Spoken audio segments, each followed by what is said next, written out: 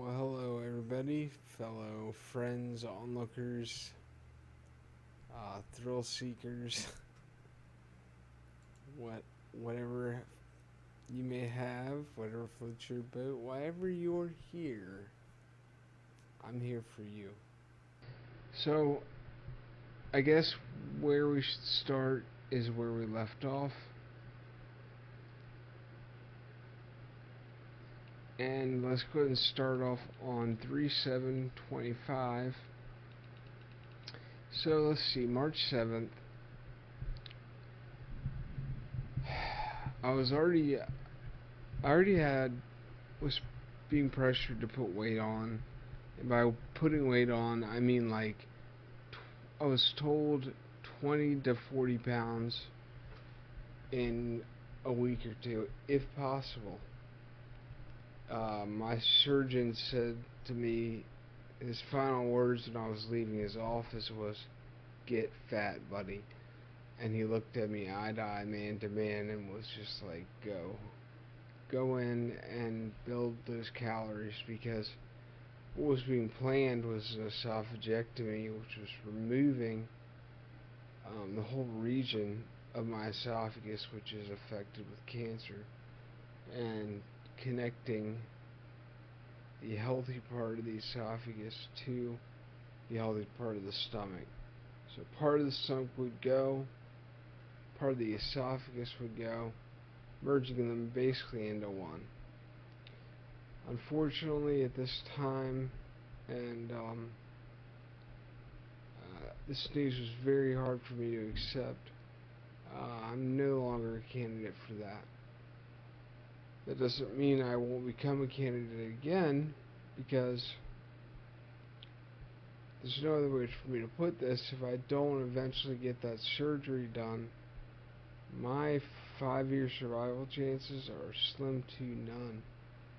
Eventually, this cancer will spread to my lymphatic system, and from there will go into more than likely liver, bone, blood, brain, lung, kidney, and be fatal.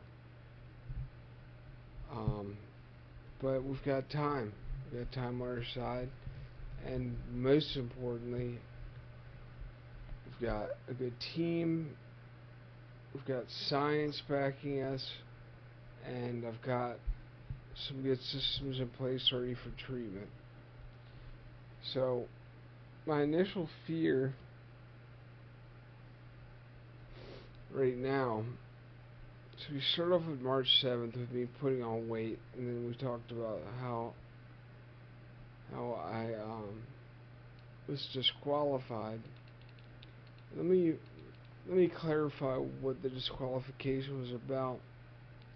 Dr. Rosa spells this out quite plainly, and I even go verbatim with what he said to me in the GoFundMe post update. Excuse me while I'm reading. They are called MLH1 and HER2. So the CPS score that was positive was 20, and the positive ones were MSH2 and MSH6.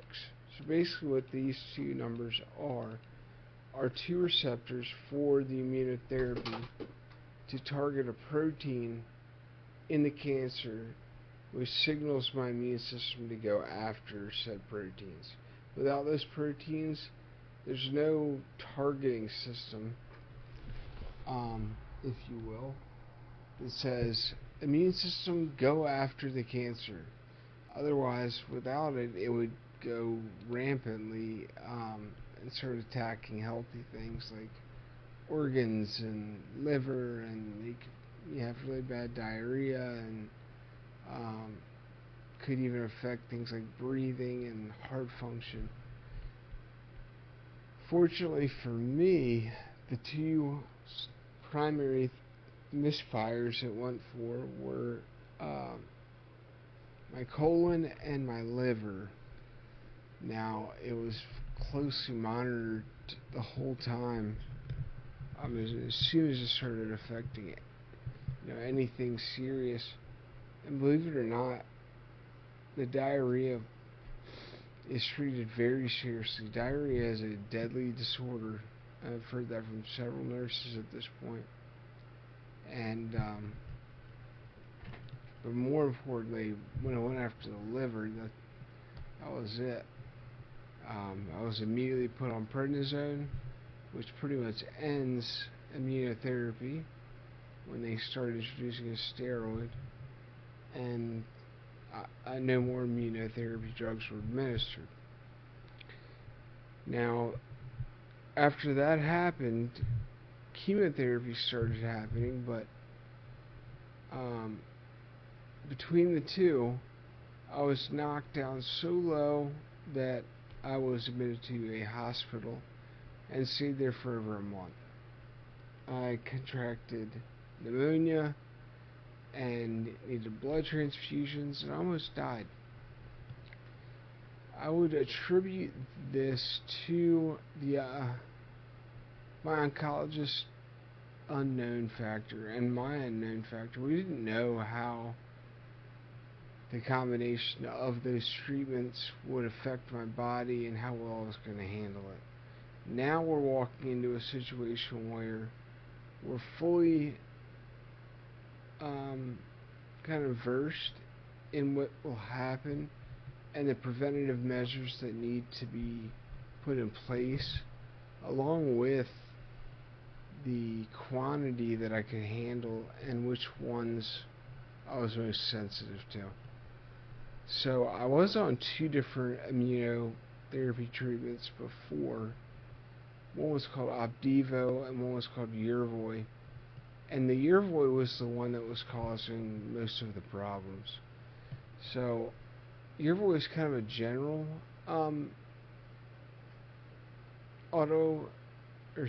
general immunotherapy, whereas Opdivo is specifically for esophageal. So that's good for me because the more targeted one was not the one that was affecting me most negatively. So that's good. So as of right now, where we stand, the plan of action is for me to restart this immunotherapy treatment.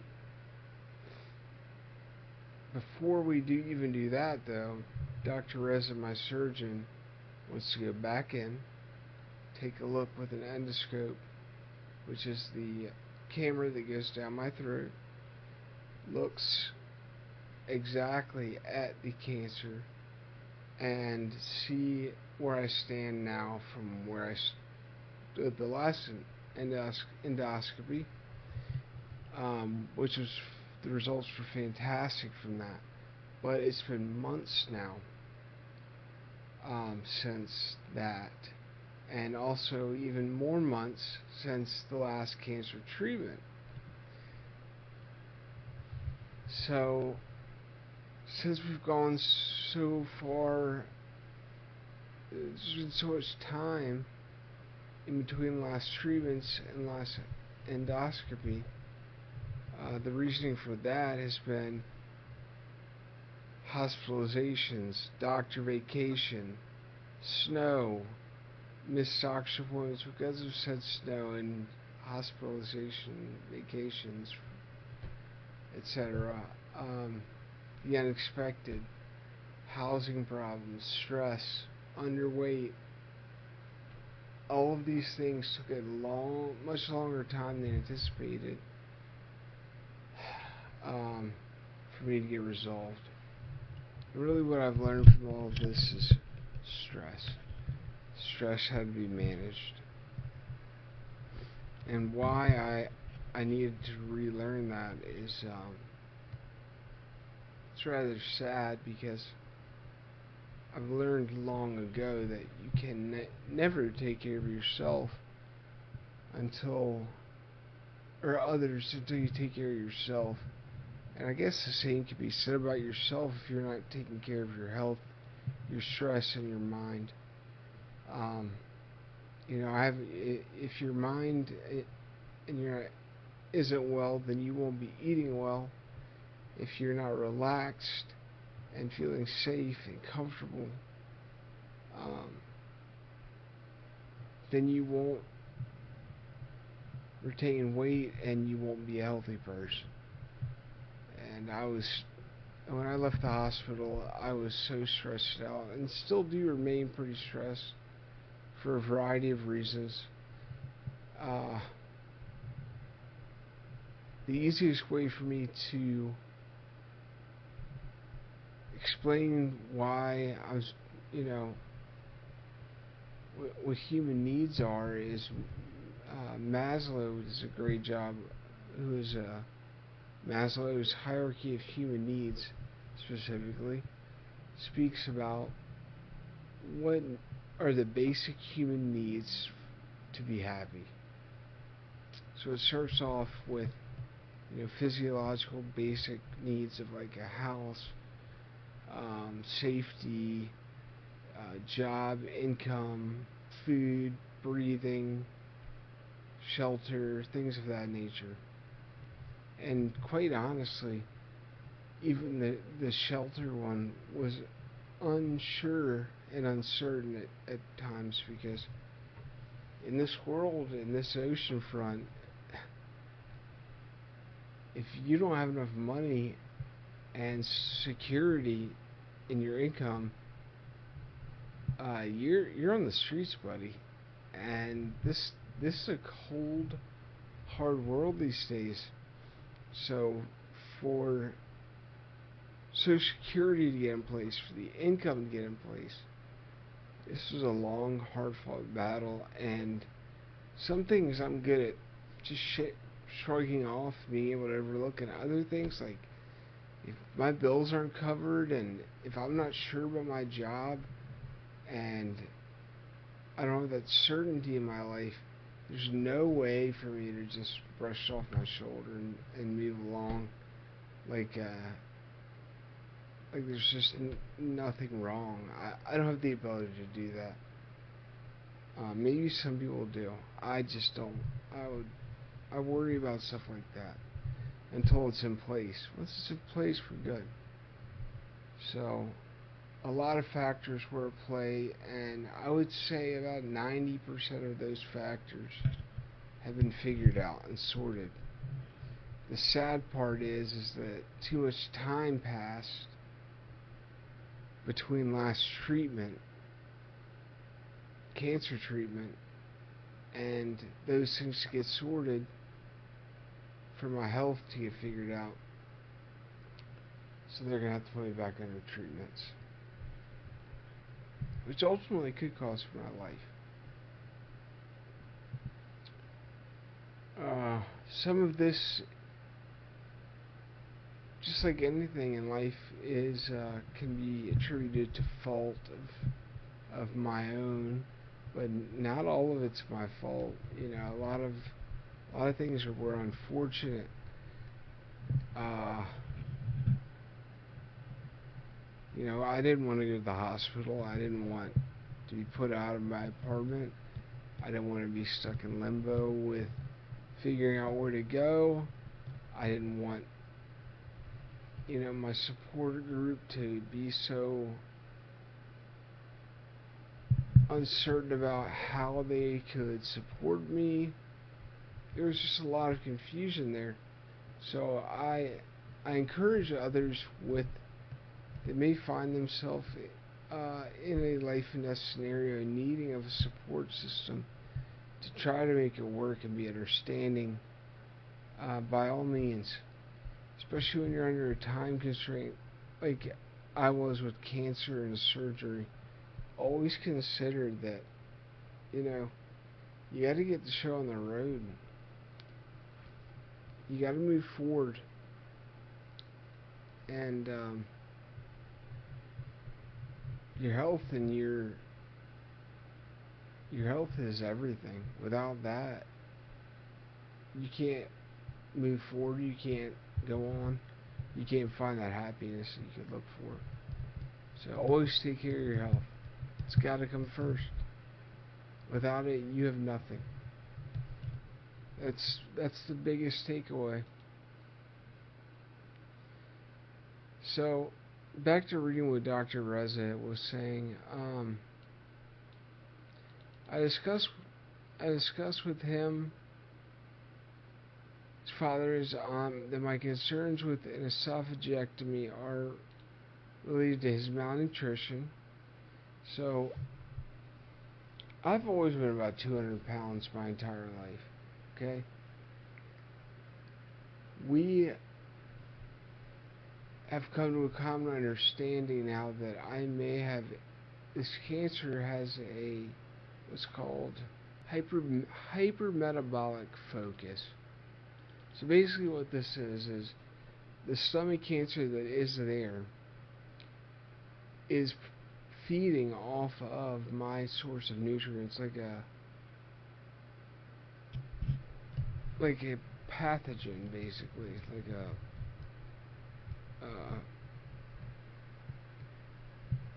a symbiotic organism that lives with me that's eating my nutrients.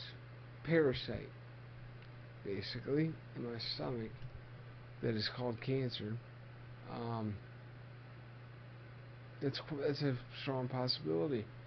So no matter how much I eat, I was eating upwards of 3,000 to 4,000 calories a day with feeding formula and blended slurries. I call them slurries, but it's basically a porridge with chicken and beans and rice and things that I could swallow, along with a feeding formula. And I'm taking and eating these things now, on top of supplements, and I just can't get above 140, 150. A lot of that I personally attribute to stress, but fearing the unknown and having security in a place and financial stability, it's getting better. So there's that.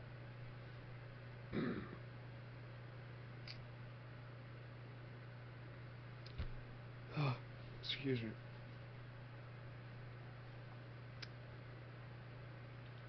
I have to cut for a second. Sorry about that. That was the adeno part of my carcinoma, where when I speak too much for too long, or if I get too worked up about something, my body the cancer starts producing so much mucus that I end up choking on the mucus and have to go hack it up. Anyhow, so what has changed really to make me feel like, I can become a candidate again, and what do I have to look forward to in the future? I would say primarily my stress levels are getting much more manageable, and my living situation and my financial situations are being figured out and solved in some ways. Obviously, always can get better. I can always use donations, but I don't depend on them. That's just unrealistic.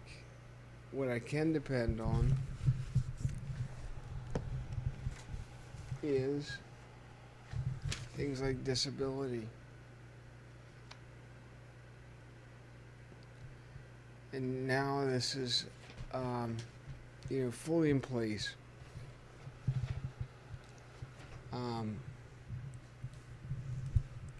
I don't know if anybody's tried to rent a apartment, a brand new one, recently, but if you have had an eviction, or if you don't have 650 credit, or if you don't make 2.5 times your rent provable as income,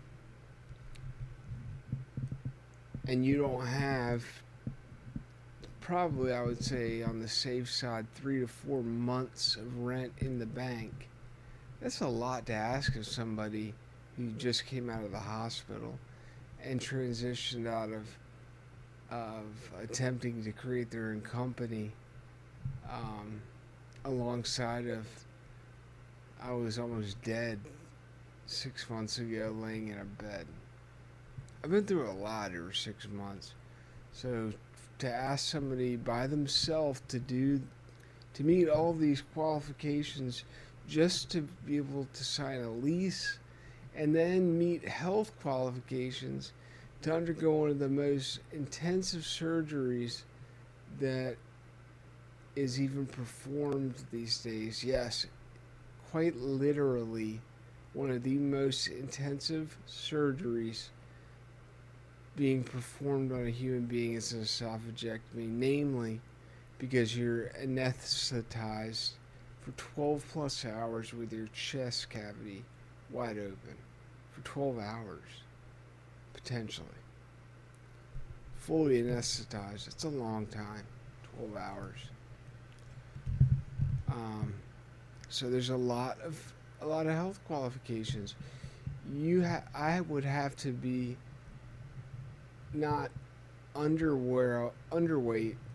I need to be significantly in shape and above weight, not just for the actual procedure, but for the recovery part of it.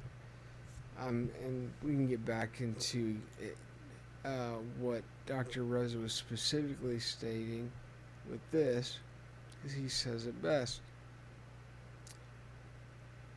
I discussed with him that this would create a large burden for him to manage and almost be setting him up for failure as a high-risk patient who developed a complication.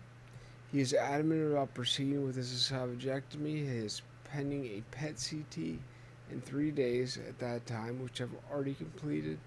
You can watch that video in my GoFundMe, and it's a YouTube which I've already uploaded. It may be that his weight challenges may be due to disease progression since he's been off treatment for nearly 6 months. I encourage him to eat and try to gain weight and also keep up with his exercises. He tells me he will have a permanent place to stay in a few days. Yes, hopefully. And we'll see him next week to discuss his PET scan, which will be on, let's see, I see Dr. Cock tomorrow. Tomorrow morning, which I'll do labs with. She's going to go over the results of the PET scan, which I've already visited and read her notes about, so I know what to expect. And I saw him, and he hadn't read the radiologist review of the report yet, but he got to see the results, so we did discuss those.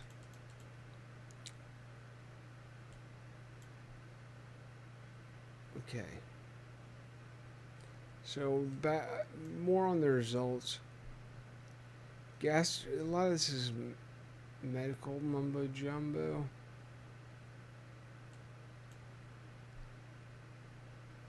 After so gastrocardia, gastroesophageal junction, significantly hypermetabolic focus. Long story short, it's gotten a little bit more narrow than it was at the last time we did a PET scan. Is that very alarming considering I haven't had a treatment in months? Not really. It could also be stress related. And it's not vast. It's not like we're closing off. It's just a little bit smaller, which is very much so was expected. That's why most of these things typically only wait a month without treatment for. So the plan of action is to go under immuno, and before the immuno, we're going to get this endoscopy, and he's also going to be putting in a esophageal stent. And I'm really looking forward to that because it's a sleeve basically that's going to go down my esophagus and open it up. Right now, I do, as you saw earlier when I had to cut, I'm unable to swallow a lot of things. I have to blend my food up. And I struggle sometimes, even when I do that, to swallow foods and get solids down. So with the stent, it'll keep things more spread out and increase my options for what I can eat. And hopefully that'll help me put on weight and get healthier. So there's that to look forward to, and I really do crave the ability to eat and drink normally again. I can't tell you how much a person may take that for granted. You know, I watch commercials on television all day long of people who are eating and drinking on even a fast food commercial, and I am tremendously jealous of it. I mean, it's just, I could watch people eat and, what do they call that?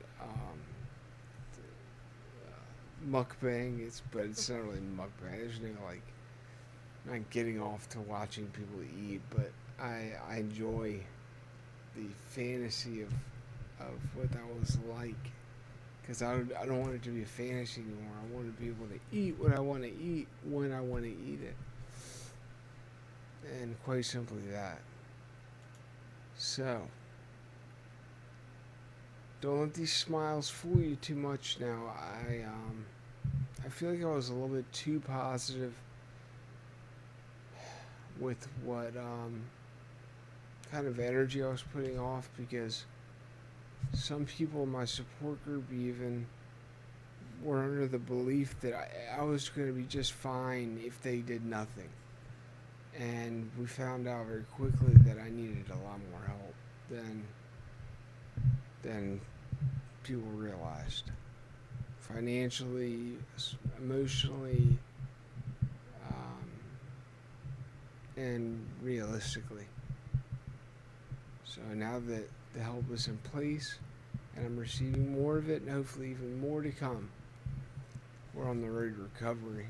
And I think we have a much more sound means to an end. It means securing and hope.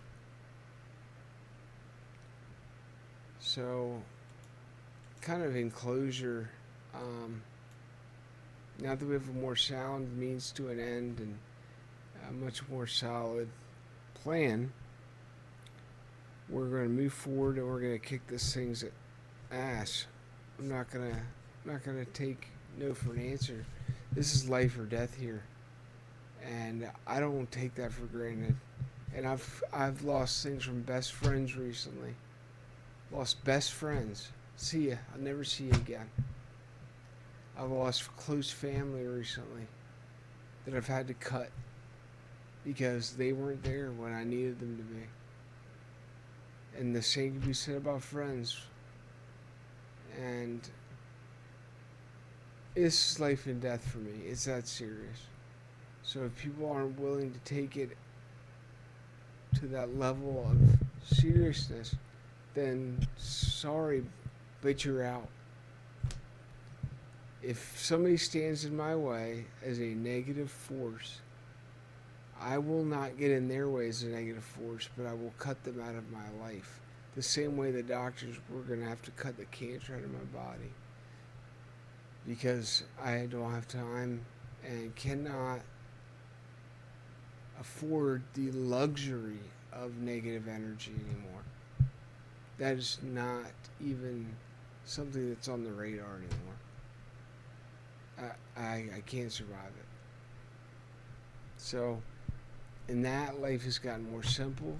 it's more beautiful to me because it's more pure and more direct and more focused, but it's also very sad at times because I didn't want to have to do that. I like to give people the benefit of the doubt and second chances, but no more second chances. No more. Especially no more third, fourth, fifth chances. No more. So, with all that being said, we are going to breathe, smile, eat well, listen to our doctors, and I'm going to do this one day at a time. And my next day is tomorrow morning. So I'm going to leave you all with that. That's the update, that's the vlog, and that's my story, and I'm sticking to it because that's the 100% truth. And please pray for me. I'll be praying for you all and praying for all good folks and good things to come. So thank you very much for watching. God bless you. Good night.